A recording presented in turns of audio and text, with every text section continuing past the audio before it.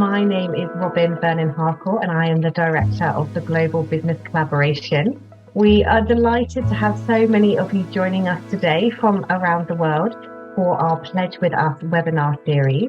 I am so delighted to be joined by two of the founding partners of the Global Business Collaboration, BP and Sodexo, who are joining us today for a panel discussion to share their experiences and insights on how businesses can effectively communicate and signpost to mental health tools and support to both improve, support and protect your employees' well-being. And we know that many businesses are really increasingly prioritizing the mental health of their people. This is such a positive step forward. And we know a lot of you and a lot of businesses are developing a range of programs, tools, initiatives, but we know it can be a challenge to really make sure that your employees both know what tools and support you have available and also how to access them. And this will be even more challenging if you're working across a global business, across different markets and different cultures, as well as making sure that the support and communications that underpin that are inclusive to different demographics within your business as well. So we know that there's not one answer to this or one approach, and that's why we are delighted to have three speakers with us who will be sharing their experiences with us so that we can really sort of learn together. So no matter where you or your business are at on this journey, I'm sure you will find many great sort of insights and recommendations from today that you can take forward. So before I come on to introduce our brilliant panelists, let me give a very short overview of the Global Business Collaboration for Better Workplace Mental Health, which is often referred to as GBC for short. So the Global Business Collaboration, its mission really in short is to bring together a global community of visionary business leaders and organisations to both advocate for, but also accelerate positive action on workplace mental health. And we know that a lot of us are working on this area, but none of us have all the answers. So by working together across our global community, we can really learn and share and accelerate our collective progress. The GBC was founded by the 9 organisations that you can see on the screen. And a really key part of driving this agenda forward is our leadership pledge, which you'll be able to see on the next slide. We're delighted that so many of our signatories are joining us this morning, which is brilliant. And for those of you who are new to our leadership pledge, you'll see that there are 6 areas or 6 commitments that we ask business leaders and their organisations to commit to delivering in every territory that your business operates in. And we do that because we know that if businesses are starting to put in place policies and practices around these 6 areas, you'll be making a really tangible and sustainable change around how your organisation is thinking and acting on mental health, which will ultimately improve and support your employees' well-being. So if you're interested in finding out more about our pledge, if you're not yet a signatory, the team will be putting some further information in the chat. So do have a look at that and get in contact with us afterwards. And we're really delighted that today, this particular webinar is focusing on our 5th commitment, which is focused on how to signpost our people to the mental health tools and support that they need. So without further ado, I am delighted to introduce our panel speakers today and give a bit of an overview of the format for today. So we are delighted to have Catherine Gilbert, Head of Group Employee Benefits, and Anaha Baroka, Insurance and Wellness Portfolio Lead from Sodexo. Thank you both for joining us. And we also have Catherine Goslin, the VP of Global Wellbeing from BP, joining us today. We've got about 30 minutes for our panel discussion, which, as I mentioned, will be followed by a Q&A. So I really encourage our audience to think through your questions for our brilliant panelists, really tap into their knowledge and the time that we have with them today. And as I said, do put your Q&A questions in that Q&A function at the bottom of your screen, and we will try and get through as many of your questions as possible. So let me come to our panelists, and what we'd love to do is for each of you to introduce yourselves and give a bit of an introduction into your business and your business's approach and what you do as an organisation. So, Catherine Gilbert, let me come to you first, and then Anaha, I'll come to you afterwards. Thank you, Catherine. Thank you, Robin, and good morning and good afternoon to all of you.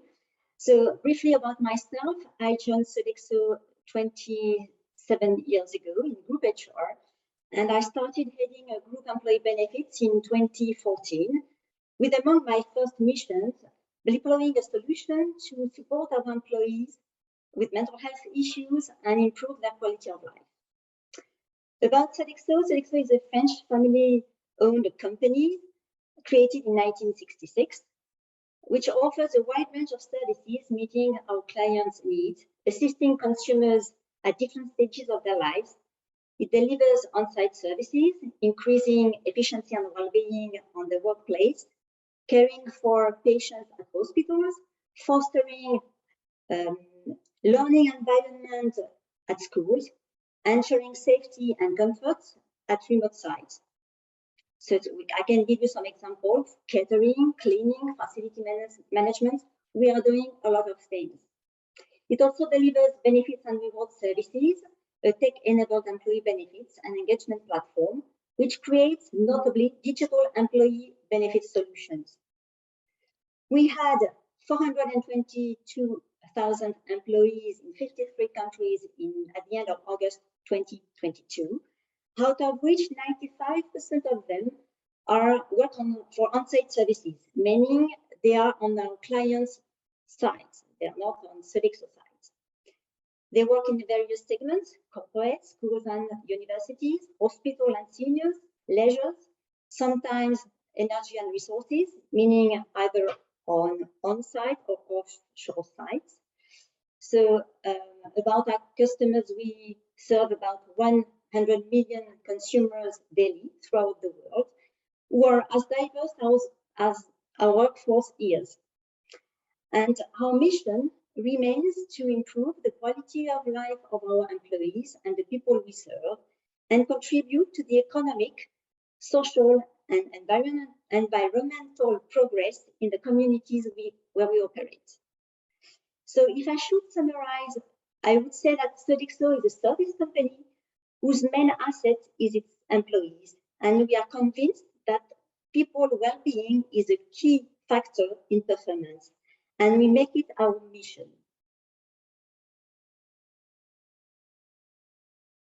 Catherine, that's brilliant. Thank you so much. I love that you're, the employees are the heart of your business. So employee well-being is at the heart of everything that you do. That's really brilliant. Thank you so much. Anaha, let me come to you to introduce yourself as well. Thank you, Robin, and thank you, Catherine. I'm Anaha Belwalkar.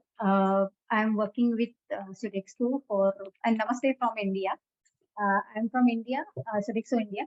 I've joined 13 years back to Sodexo, and handling complete insurance portfolio. Insurance is employee specific, business specific, complete, and the wellness portfolio. So in the wellness, we extensively drive our employees employee wellness, which is on the mental health. So we have a Sodexo Supports Me, which is a EAP program, and which we drive it extensively, which works more on the mental well-being of the people. Yeah. That's a small introduction about me. Brilliant, Anaha. Thank you so much for that introduction. And well, we've got time to really dive into some of the detail of what you've just shared afterwards as well. So thank you for that. Catherine from BP, let me come to you next to introduce yourself and share a little bit more about BP. Hi, Robin. Good morning or good afternoon, everybody. Thanks so much for inviting me to be part of the conversation today. I think taking part is really important to me because during my career, I've been really fortunate to work across multiple sectors, including civil service, retail, finance, aviation, construction, and most recently energy when I joined BP about 18 months ago. And what I've seen is that organisations that truly care for their employees and their well-being, their mental health, can unlock so much potential and capability, and it's so powerful. And as you said, we don't have all the answers, but it's through conversations such as this and learning opportunities that I think we can really make progress in this space together. So I'm delighted to be here. And just a little bit more about me, I guess. Anybody that knows me knows that my Dalmatian Aussie is the light of my life. So I wanted to introduce you to him. And as you can see, here he is helping mummy meditate in a forest and finding my inner calm. So introducing BP to you.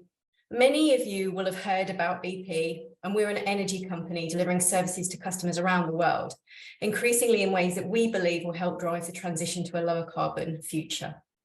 And we do this through employing 65,000 people around the world in 65 countries, which, as you can imagine, leads to a diverse number of employee populations. So we have 3 core beliefs that we call who we are, and these shape how we work and they guide our decision making. And one of those core beliefs is care for others. But before I hand back to you, Robin, I just wanted to share a quote that our CEO, Bernard Looney, said recently, because I think this really demonstrates the importance of how we see mental health and well-being at BP and how actually it starts at the boardroom for us. So I just wanted to share that. And the quote is, the amount of energy that we all spend dealing with all of the stuff in our heads that we're worried about, if we could help release that and have it be okay to not be okay, which of course it is, imagine the energy that we could release. I think that's so powerful. So Robin, back to you. Catherine, thank you so much. What a great quote for us to set the context for our conversations today, and both for us, as reminders as individuals, but also for reminders for our businesses as well. So thank you all so much for introducing yourself and introducing your companies. That's absolutely brilliant. And I'm keen to dive in and really get to sort of the crux of our subject matter today and share your experiences with our audience. So Catherine from Sodexo, if I can come to you first, and you've shared that you have a global role and that Sodexo is working across 53 countries, and also that your employees are often based at a lot of different client sites as well. So a really sort of interesting and potentially challenging setup when we're thinking about employee mental health and well-being. So can you share with us a little bit more about the support that Sodexo offers globally to its employees and how you go about communicating and signposting that, considering that context that you shared, working across different countries, different client sites across different sectors? And what have you found to be effective in building strong engagement with your people? Well, before talking about tools, I think that it is very important to highlight that it's first a question of mindset and culture. At Sodexo, we have a top leadership team who is really supportive about mental health support, and with the sponsorship of its members, we have developed several measures to increase this mindset and culture of mental health support. To give you an example, we have developed a training program about collective and empathetic leadership to foster self-care and care for others. This program is being rolled out in the organization currently, but beyond this program, which focuses on leaders mainly, we also offer a wide range of e-learning programs to our managers, so a level below, because the role of the manager is very vital and crucial in our organization. So these programs enable to raise managers' awareness about mental health issues and well-being, importance of well-being, and to remove stigma. These programs provide the managers with tools and tips to help the employee in need. For example, it gives some EAP referral. We can refer to a social assistant that we have in some places. So really, it's a program to raise mental health awareness among our managers. But beyond this culture of mental health, we also develop programs for our employees at global level. We have launched this year a program called Vita by Sodexo, which sets a core of benefit package, a core benefits package for our employees, which includes several items, such as first the paid parental leaves, which is designed to support the well-being of our employees who are welcoming a newly born or adopted child at their home, so that they can certainly build a bond with the child and better balance professional and family life. Second item in this program, paid family leaves, because taking care of older parents or a sick child is sometimes very challenging personal situation, which impacts the employee's physical and emotional well-being. So, to avoid creating presenteeism, lack of work focus, and higher risk of accidents, we decided to offer some days off to the employees so that they can take care of their loved ones. Third, this program includes life benefits because we make it our responsibility, that social responsibility, that none of our employees' family is left with a few resources should our employee die on the workplace or not. And finally, we have enhanced our commitment for the employee assistance program because we already offered such a program back in 2014, so far before the COVID-19 crisis. So it shows you how engaged we are in this mental health support. But we reinforced this commitment through our Vita by Sodexo program in order to embark the very few lagging countries which were not equipped yet. But this EAP that we called Sodexo Supports Me includes psychological support, life management, and managerial services. These programs are put in place globally, but of course we are diverse. We have a complex organization with people scattered all around the world.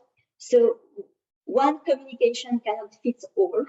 So we rely on the local teams to adapt and deploy their own communication. And because we are convinced that they better know than ourselves at group level, the population and how to communicate, which communication channel is the best to reach our employees and raise our employees' awareness about the tools that we have put in place. But I'm sure Anaga can go through what she's done in India, and you see that the measures are very successful. Anaga, I think it's for you. Catherine, that's brilliant. Catherine, thank you so much. And exactly, like we're just so delighted to have you with us as well. Catherine, thank you for giving us that sort of overview of what support Sodexo offers at that global level, and really interesting to hear a little bit more about, absolutely, as you were saying, with the 53 countries that you work in, actually the local teams and making sure that support and communication is tailored to those local markets and communities is really important.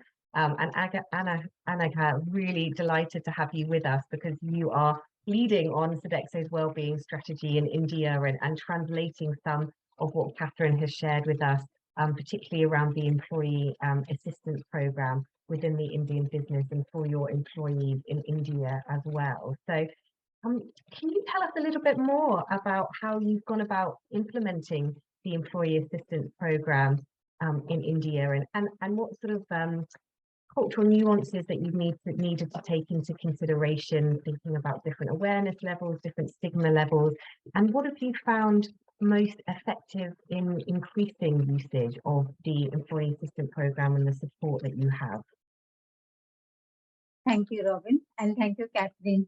As Catherine had mentioned, that we are a people company and we are working at client spaces. So we have to take the people, we have to handle the people carefully, and we have to handle all their needs, whether it is emotional, whether it is physical, whether it is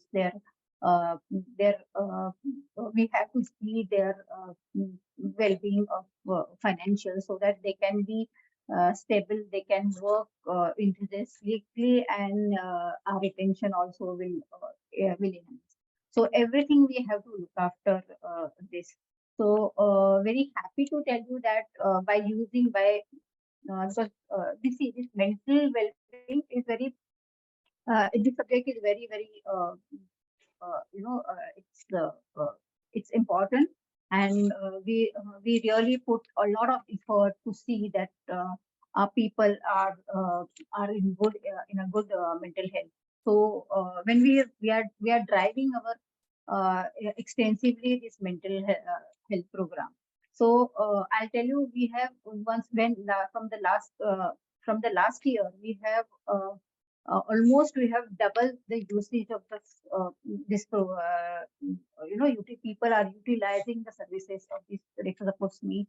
So what we have done it basically that we use our portal. So people on the portal we put all our helpline numbers. So this portal is it's portal called Access, which is very accessible to all the people. So the people can know what is their number, what is the helpline number, which is mentioned over here in support that services what they are, because we have partner. ICAS, it is a global partner, ICAS, with whom we work for this for driving this initiative. So they have their hub, they have their library. So everything, all the details we have put it on our Access portal, so that employee can anytime go there in case they want to see all the library. They can see whatever they can read on this. Okay, and they can which is can access easily. Then we put SMS blast. These are the common things which we do, this SMS blasting or sending emails and all to reach out that these are our helpline number, so that people can easily get it access to. Third one is what we do it is we arrange a seminar, training sessions we do it. And in the training session, so when employee joins the company, we inform them, see, these are the services we have. So in case of anything anything is required, you please these are the number given. You can access to that number.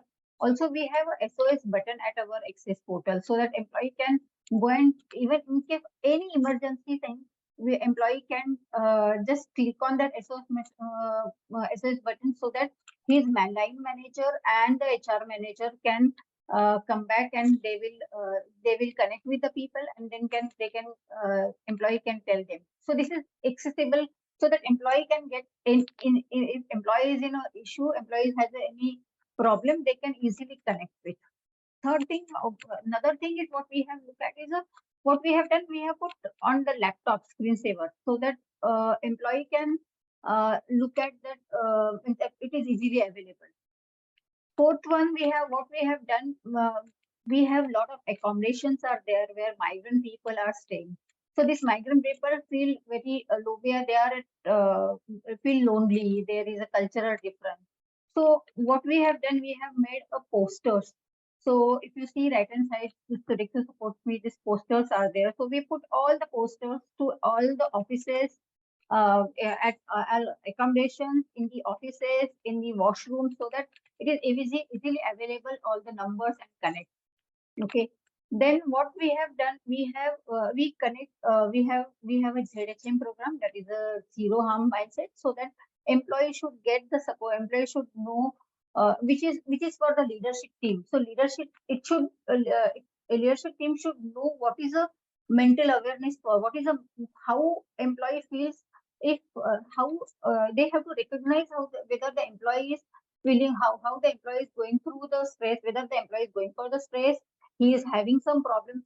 So to make them aware, to understand how the employee is going through the problem, and then take a proactive action on that. So we conduct seminars, and we conduct a webinars, so that the people can, these leaders speak, know, and they can cascade to all the download people, so that people, at least if your colleague, your team member is having any such problem, at least to help them. fourth thing is just see, only mental problem is there, mental wellness, what we see, but how it is also important that we have to have the physical and the financial. He should be a physically and financially happy also. Otherwise, it will be a really, because if he has a financial problem, definitely he will go with the stress. So what we have done, we have introduced small benefits. So we have a micro loan, we have advance against salary, such type of benefits we have introduced so that employees their small requirements of the money can be sorted out and they can get easily financial support, which will help them to, which will somewhere dilute the stress on them. Third thing, that their health is also important because they work in the client spaces, they work for 12 hours. So it becomes very important for them to take care of their health. So what we have done, we do the periodically health checkup program also for them also and for their family also. So what we do, some concessional rate we tie up with all the medical what we call diagnosis centers and all, so that where they can go there and do their health checkup with the nominal fees, by paying nominal fees. So that way we make sure that we can help people, and trust me, this really helps a lot. My people are really using it. Using these services, people are approaching. So and it helpful for the people. That's what we are doing. Oh my God, that is brilliant. Thank you so much. You've covered so much in such a short space of time. Thank you so much. And what a comprehensive approach. And we'll get a bit of a chance to dig into some questions around this in the Q&A. But I really like both the comprehensive range of support that you have on offer, both thinking about your different demographics within your workforce and having a sort of holistic approach, understanding that mental health links to our financial, our physical health as well. And then some of the really great things you've shared around making that really accessible and sort of communicating that regularly and consistently so people can sort of be aware and be able to access that. So I've got so many more questions that I'd love to come to now, but let me pause there and come back to you shortly. And Catherine from BP, of course, we've heard quite a bit from Sodexo about their approach, and I'm sure you're hearing some sort of similarities, but some differences within that as well. So I'd love to pass on over to you and understand a bit more about how BP are approaching this, what support and tools that you have. Of course, you mentioned you work globally, but then localize that to your regional context as well. So what have you found that has worked effectively to build that engagement across your employee base? Well, we're really fortunate at BP to have a wide range of mental health and wellbeing support products. For example, we have Headspace, we have our global wellbeing platform, we have our EAP app, very similar to Sodexo. We have a really active peer support network as well in champions and ambassadors. But I think no matter how great your products are, they're only good if people know about them, trust them, and engage with them. And I think one of the challenges that we're all facing at the moment is competing for airtime and headspace of our employees. How do we get people to prioritize reaching out for help when they need it, or actually looking after themselves in the first place even better? People are bombarded with messages on a daily basis and are struggling with information overload. So some of the challenges that we've been considering are, how do you make your messages stand out? And I think one of the other things that is important to think about is actually, in addition to all of the messages, how do you know which messages to go after? So before I joined this call, I Googled World Health Days, and I was overwhelmed with the choice that we could go after or focus on. For example, obviously we have Mental Health Awareness Week, big whoop. But we have stroke awareness, skin cancer awareness, World No Tobacco Day, National Walking Day, Lupus Awareness Day, and the list goes on. I think there was even a zombie day.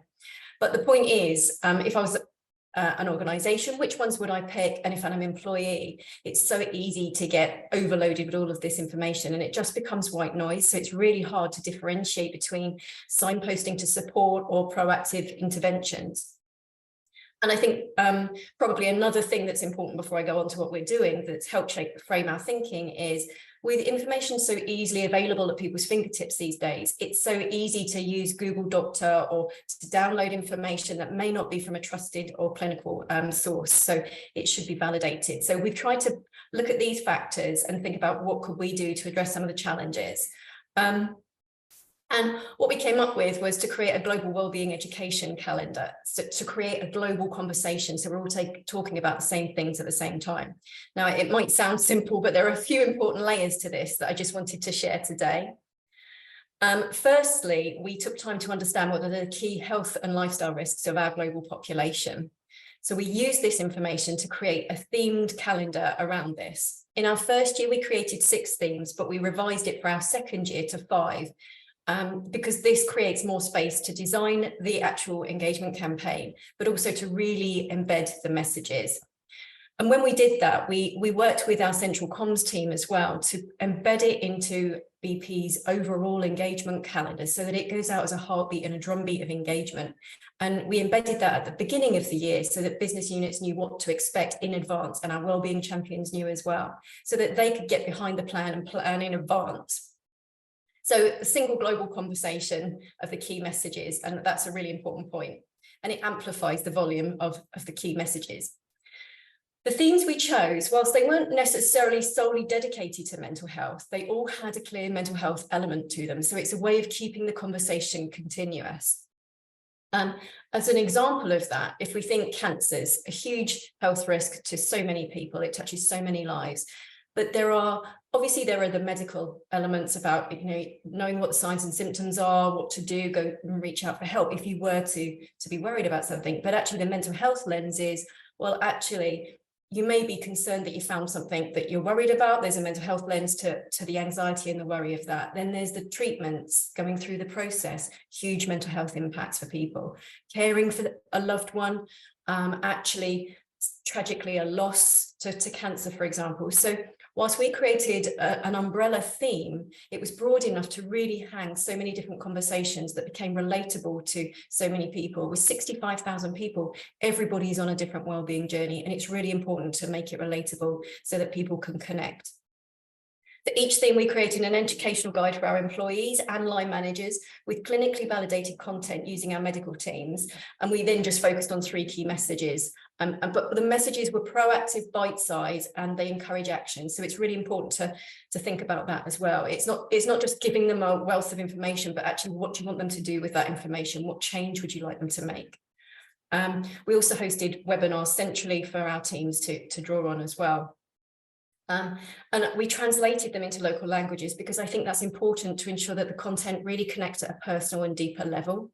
And the guides are able to be adapted by local teams. So we created the content, but the signposting and support services vary globally. So we wanted our teams to really update them so that they are relevant to the audiences that they're serving. I think one other key important point was we designed this as a bit of a backbone or a spine to all of our tools. So every theme, we could then hook in all of our other support services. So cancer, for example, Headspace had a cancer track within it. So we then leveraged that and found the unique way to bring Headspace into the cancer conversation. So in terms of strong engagement, Robin, I think when we started this journey, I was super nervous about whether this would actually land and whether it'd be valued by the business. But what I have seen is that there is a real desire for this approach. We've received really positive feedback from both line managers, employees on a global scale. And now actually what we're seeing is comms teams are coming to us and employees asking us where the next campaign is, can they have it in advance? So that pull from the business means it's really reassuring to me because that means that the messages are being valued and are making a difference. Catherine, that's brilliant. Thank you so much. So much, excuse me, so much happening within BP, and I really liked what you were saying around building that trust, so that it's trusted sources that are coming from the business. Because we know as the wellbeing space expands, there's a lot more support out there. Obviously, Google is there, so I think that's such an important role that businesses can play as being that trusted source of support. And I really loved how you were saying that you've got the global, themes at the global level to create that consistency of message, when of course it's so busy, as you were saying, across different messages across the business, but then really that being adaptable and flexible for your local team, so it's really relevant as well. So much happening within BP, and thank you for sharing that with us. And I also really love what you said, at the start of the journey, it felt, we felt a bit nervous. We weren't sure exactly how it was going to pan out. And actually, I think that's so encouraging for all of us, because I think often we think, oh, we need to know it all as we start. So thank you for, for sharing that with us as well. And I'd love to just, I guess, as if there's anybody within our audience that's thinking, oh wow, like that's great information, but where do I start? It might feel a little bit overwhelming. What sort of quick wins, or I guess maybe recommendations, would you suggest for businesses who are, looking at how they can build on their well-being strategy and starting to put in place perhaps some of the things that you and Catherine and Anaka are sharing as well? Sure. Well, I'm not sure in mental health whether there are quick wins, but I certainly think there are some areas that I would suggest that organisations could prioritise their efforts on. I think the most important one would be prioritisation of resources on empowering and upskilling leaders to support their teams, for me. I think at BP, one of our deeply held beliefs that I mentioned earlier is people care for one another. And so one of the initiatives that we're currently working on is to take our mental health and resilience education and really embed it into our leadership development programs, so that it isn't an extra, it's not something on the side, it's truly in the heart of our leadership program, and it becomes part of the DNA of our leaders. I think that's the shift that I have seen and feel that is so important. So it's a small shift with a powerful message, but I would absolutely start there. I think some other top tips would be to have a balanced approach. It's not just about being reactive. A lot of mental health conversations are providing support to somebody that may have fallen and needs that extra help. But actually, we as organisations can do so much upfront to be reactive, proactive self-care. So again, I think it's about a balance. I think consider choice and relatability. Everybody is at a different stage in their journey. Diversity and inclusivity is a key component of any wellbeing strategy. So think about how you encourage others to connect with the topics. We've used some fantastic case studies to bring our services to life. But also we've, similar to Sodexo, we've used EAP and we've introduced a Hub app, which provides the choice. People don't just have to phone a counsellor, they can instantly live chat now. So choice and relatability are really important components. With bringing a subject to life and encouraging people to talk and share their story, you do get another risk that you need to remember that is also important, which is boundary setting. Creating a compassionate workplace comes with the challenges of boundary setting. So that's also really important to consider, making sure people don't lean in too far, don't overshare something that they may want to pull back from. And also, what's the ask? So if I was to share a story with you, how is that going to encourage somebody to take action and get them to some help themselves? So it's really important to make sure that you have those builds and safeguards in there. So they're my quick wins, 5 of them. That's brilliant, Catherine. That forms such a nice sort of blueprint for us to start thinking about as organisations. We're developing our approaches, some really key things to see there. And I really love how both, whilst Sodexo and BP have slightly different approaches and different support, actually you can see those things embedded across both organisations, which is brilliant. And before we come to our audience for some of your questions, so as a reminder, please do pop your questions using the Q&A function. And now I wanted to come back to you, because you've done a really phenomenal job in really building the support and communicating that to your employees in India. And it sounds like you've learned a lot through that process as well. So I'm keen to sort of hear, what are your reflections from that process, and what are your future plans and goals on building on the work that you've put in place within India? What would you like to see next for your colleagues? Okay, thank you, Robin. I just want to mention here that recently in January we have got a certification for India Sodexo as a great place to work. Okay, it's a certification we have got it from the renowned agencies, and we have all the surveys and all they have done, and they found that we are the best, we are the great place to work. So it itself shows, and the future program, what I have to tell, we are, what we are thought we are introducing now the buddy program. So now what is the buddy program means to that we are as soon as people join, when the people join in the organization, they feel that they should know, someone should be tell them where what to do, what is to be what what are the departments, everything. They have so many questions because they come with them with the new company, and they want that this new company should accept them, they understand the company. So that what we have done out each of means we have done as a joining thing only. We assign one buddy for the every employee. It is automatic things have been done. So each employee will, as soon as join, we assign one buddy to him. So he will help and support the person, and he's a trained EAP person. So any issues are that he can tackle this one. The second thing is what we have done, because we have almost 9,000 migrant people. So these migrant people, because they should not be the lonely, because they are staying at the staff accommodations where which is lonely away from the family. So what we have done, we have considered them to support them their day-to-day activities, to know them how to if they have any cultural issues, if they have any language issues, they have any understanding issue, they have any food issues, whatever issues they have, to sort out that there is someone HR Mitra will be there. So one HR Mitra will be there. So there's a gang leader. We have assigned some gang leaders for this, especially for these migrant people to take care of. So that the because the most of the issues where we have seen and we have observed everything, and this is all tested and seen that they are the people where they have unstable minds, and they have the issue, and which creates a issue to sort out of that and to help them out, we are doing that.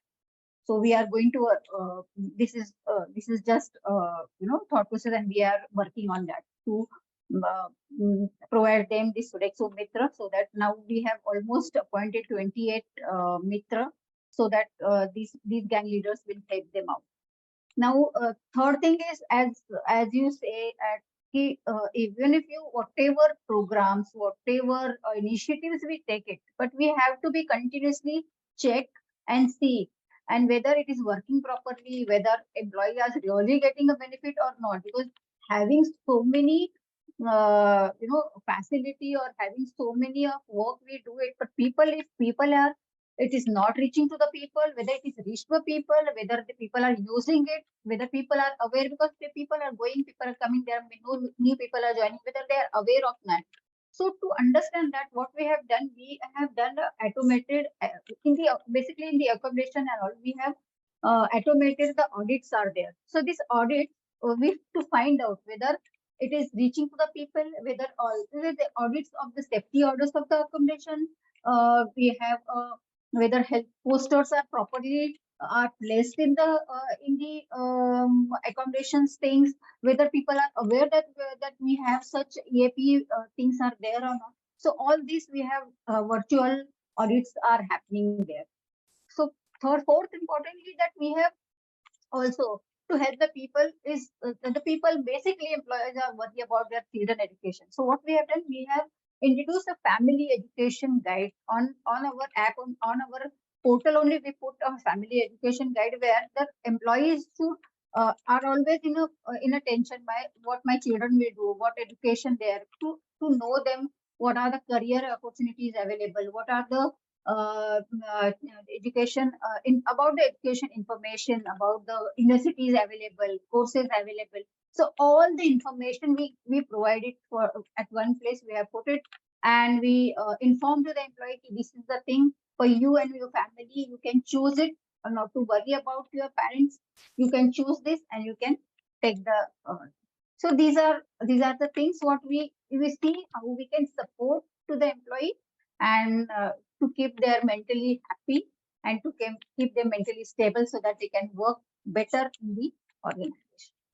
Lots of exciting plans. I really love that idea of that buddy program. So when the moment people are joining the Sodexo, they have a support network, and actually they're having that communication around all of the wider support that you provide. So it's very much part of that sort of initial conversation. And I think we know that that's so important, particularly for people in their early careers. But of course, it's equally important for anyone joining a new organization. And I really love how you said around, you're doing the audit. It's a journey, and you're sort of constantly checking whether the support is reaching the right demographics. And I really love your focus on your migrant populations as well, and making sure that support is relevant and accessible, and really tailoring that to that community. So lots of exciting plans, and then I think you have to keep us updated. So we want to hear how everything is going. I would love to keep asking you more questions, but I'm conscious of time, and we've got some questions from our audience, which is great. So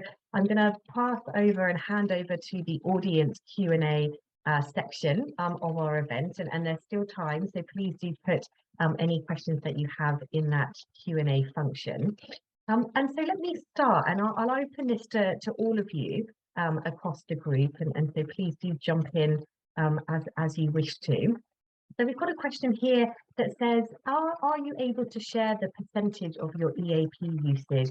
And is it different? Does it vary by location? Sort of what trends have you seen? Who would like to take that one first? I think it'd be great to get both BP and Sodexo's insight into that, and whether usage varies across different locations.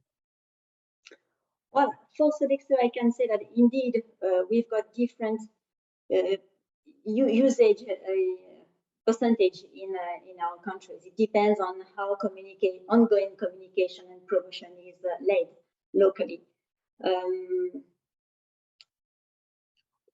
Now we are launching the more broadly the usage of the EAP mobile app. So we hope that this will increase the usage in some countries. Now, in some places, we've got a good usage of the EAP, in others, it's very low, I admit. But we have also to focus on how to communicate. It's not only a question of communication channel, it's also on the wording you are using when you communicate on the EAP.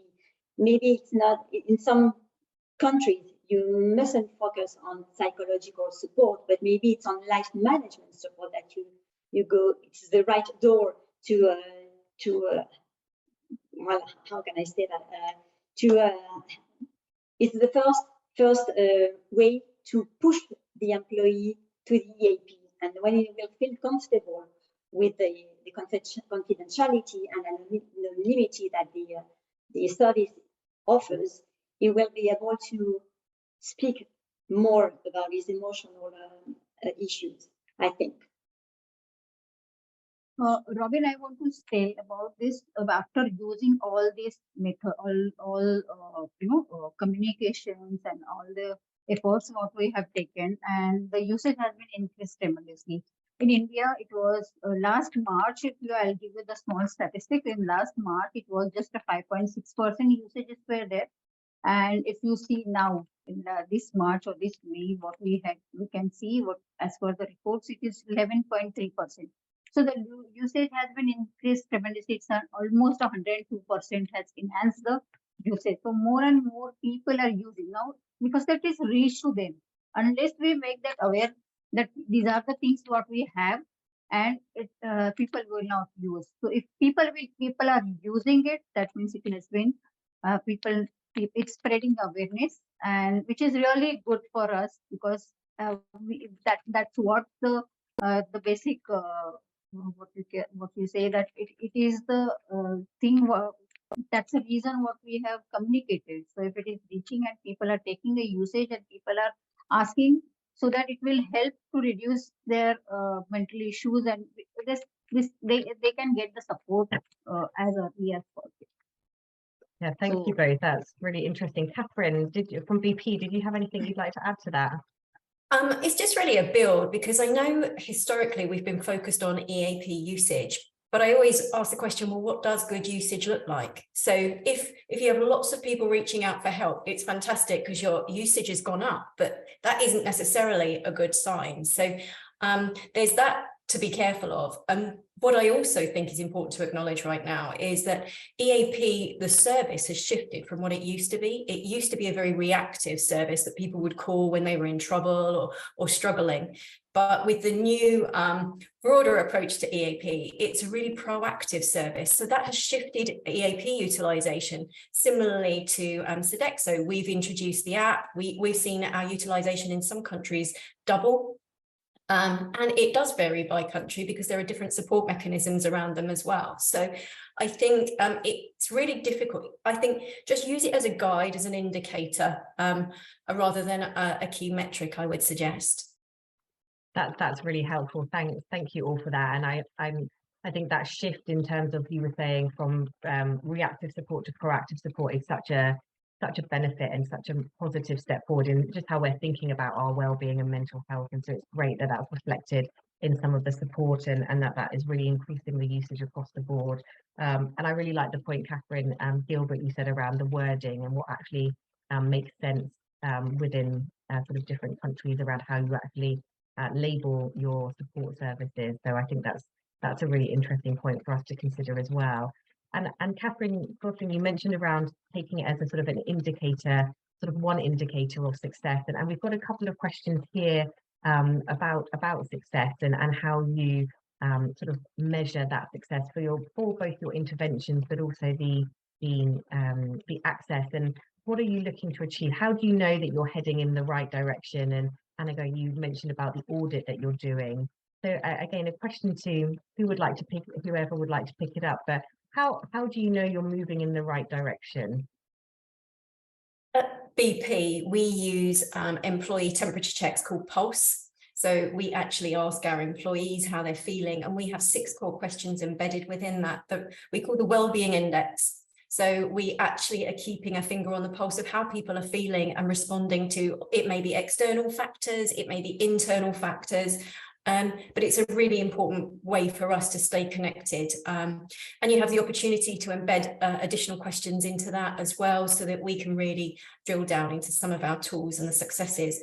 And I think, back to my point earlier, really, it's really difficult to know in the health and wellbeing space the impact that you're having, because actually you may change somebody's behavior right now, but the consequences are felt later on in their life. So this is a challenge that I know we all face, and what are you measuring and how do you go after it? So I don't think we have all of the answers to that question, but we certainly do look at all of our tools that we implement. We do look at utilization, but it's more than utilization. It's actually engagement. So how often are they connecting? And that's another important thing that we measure as well. And also our risk factors, our lifestyle risk factors for our population is another thing that we look at. So actually, physical risk is quite high at the moment with sedentary roles. So, and we know that has an impact on things, chronic diseases such as cardiovascular risk, etc. So those are things that we're looking at, but to invest in our employees' lifetime well-being. So really setting them up for the future. Hopefully that helps to answer that question. That's great, Catherine. Thank you so much. Catherine Gilbert or Annika, did you have anything you wanted to briefly add to what Catherine has shared? Well, very briefly, I think when we want to measure the success of what we do about mental health support and well-being, we look at different KPIs. It's not only a question of the EAP usage, but also on the engagement rate of our employees, and also the KPIs regarding absenteeism, and many indicators that show the impact of what we do regarding mental health. It's a sort of a piece and pieces. You add measures, and the combination of all these measures have an impact. Absolutely, and I think as one of you said, it's a life's work, isn't it? We're not going to crack it in a year or two. It's a sort of a constant process of building and evolution. And I'm conscious of time, so I'm just going to have one more question that I just ask for sort of a brief answer on. But I think it's an interesting one. The question is, how do you provide mental health education and learning that can reach every employee? And it said Catherine at BP mentioned a sort of a common language that was used. So Catherine Godley, maybe if I come to you to answer this one, if you're happy to share briefly. But Annika and Catherine, please do jump in as well. So how do you provide that reaches every employee? Well, that is, I think, as I said in my presentation or points earlier, I think mental health education isn't necessarily just targeted at what we might think of depression or anxiety education, because actually it covers every aspect of life, and to create people, employees that are thriving in the workplace. We do that every day, and sometimes that comes down to just how to have a great conversation with your team, how to do check-ins. And so these things, we reach every employee by prioritizing, focusing on our leaders and really giving them the tools and understanding their roles and responsibilities, but the impact that they can have or the shadow that they cast. So we're really spending some time on actually how can we get closer to our leaders and help them understand the impact that they have. So I think it's a multi-layered approach, isn't it? We obviously, I mentioned at the beginning that we have a boardroom level focus and it really comes top down, but it starts to weave into everything you do. It's into your fabric and your DNA of the organization. We obviously do provide standalone content for around, not standalone actually, integrated mental health education as well about resilience and how to burn out and fatigue and all of these things. But I think it goes beyond that, and actually it has to be filtered through just in your day-to-day language. Even when central comms comes out, actually that you care about people and you make it okay and reduce stigma. I think that's how you reach every employee. Make it relatable.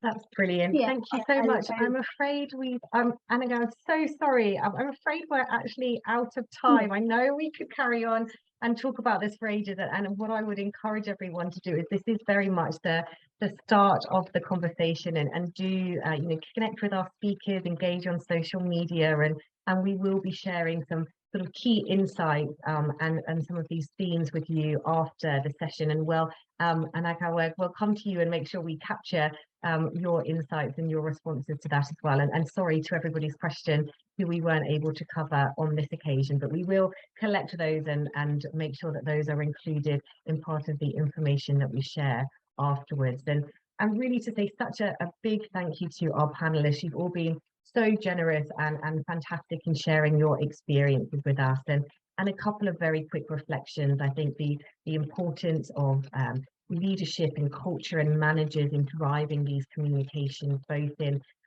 being proactive in having communications embedded from when an employee starts, but having that sort of embedded across your organization globally and regionally, and really being flexible so that those messages can be sort of relevant and adaptable to different demographics, different markets. And I really like that mention of trust and how important that is as a business, as a trusted source of support. Many other sort of reflections that I'd love to share, but for time, I won't go into those. But I think what's really encouraging is that there isn't one approach, and actually this is something that we're all working on and we'll constantly be tweaking and learning. So I hope that encourages our audience today as much as it has encouraged me.